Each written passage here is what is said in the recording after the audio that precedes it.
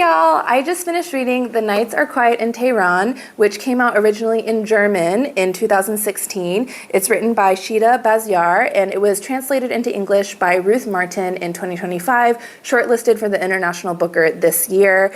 I really enjoyed this multi-generational tale of what it's like to live through the Iranian Revolution in 1979 and then go into exile into Germany. The book is set up in 4 sections, so it skips 10 years for every chapter, and it's told from a different point of view. The first chapter is through Behzad's point of view. The second is 10 years later, 1989, from Nahid's point of view. So this is when the family has already moved to Germany. And then the next 2 chapters are from the point of view of the kids. I really enjoyed Nahid and Lala's chapters the most. I felt those were the most well thought out chapters and emotionally poignant ones. If you've read this, let me know what you think.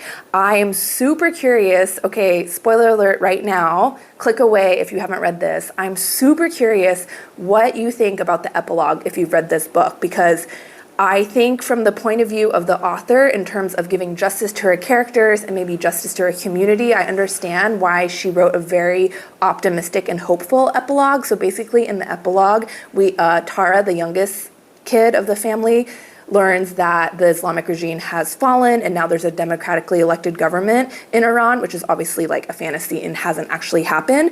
But from a purely like reader point of view, I felt like it was a little bit of a cop-out, and I was pretty disappointed that nothing else in the book really led up to that. But then I feel like the author wanted to provide a message of hope and optimism, so I'm very curious for other people's thoughts. Let me know what you thought of the epilogue of this book.